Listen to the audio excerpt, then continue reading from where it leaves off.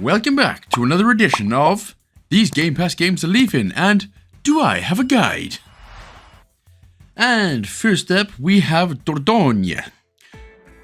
This is an absolutely lovely game.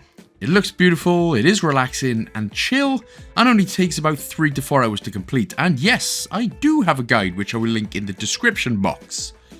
Now, for the most part, it is story-related achievements. They're basically all you need to worry about, but you must remember to use the toilet in every chapter where you can. Now, it's funny how a game as relaxing as this can still think about toilet humour, and personally, I love it. Hypnospace Outlaw.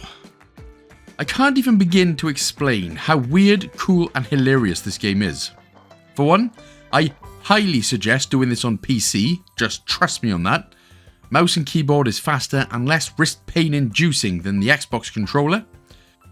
Also, the achievements in themselves, if you follow along with my guide, are not too bad, but there is one huge pain in the bee ring sting behind, which is just... brrr. Basically, you need to fill up your HAP, or Hypnospace Archive project.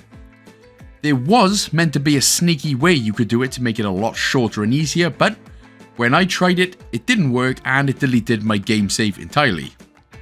I do mention it in my guide of what to do, so you can use it at your own risk, or doing it the legit way, that still actually takes a few hours, so put some music on and blast it.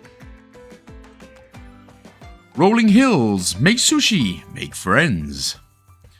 Now this next game is a cute little cooking simulator game where you play as a robot chef. It's exactly how it is if you've played games like Overcooked and other cooking simulator games.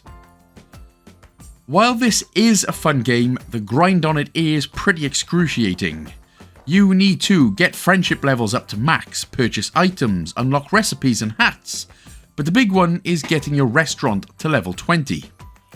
Level 20 doesn't seem so big, but during story mode you can only get to level 15, and the grind for the last 5 levels is long.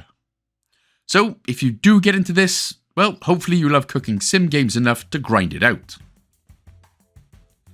Kapul. PC only.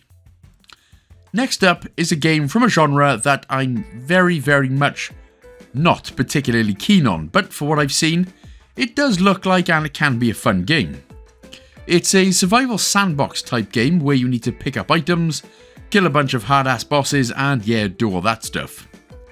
To get all of the achievements, you effectively need to kill a host of bosses, get all discoveries, master all skills, so pretty typical achievement list for this kind of game. But if you do want to try and complete it, you are looking at around 40 hours or so. So, yeah, fun.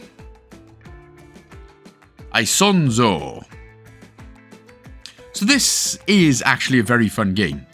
This is the 3rd installment of the World War series, and it hits another banger.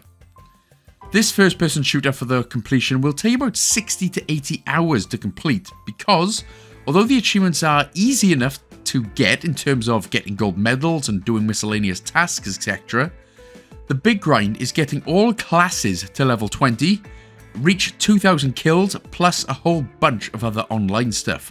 So, if you are a fan of online stuff, this is a real great game to get done, although maybe you may need to take a few days off work and ignore all family and friends.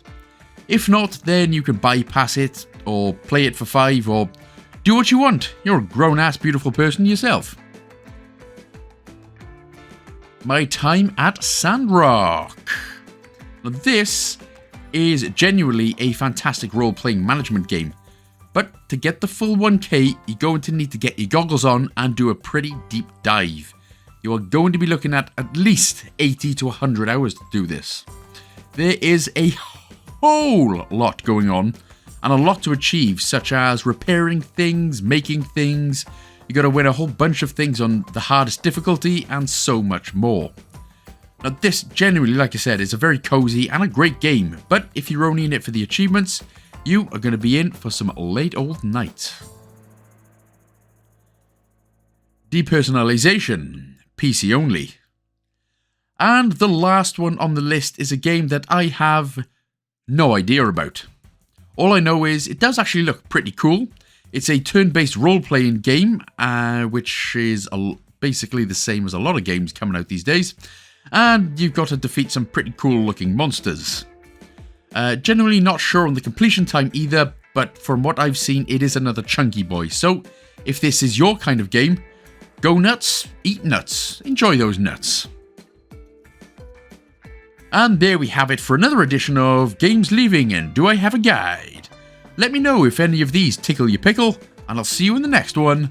Big love.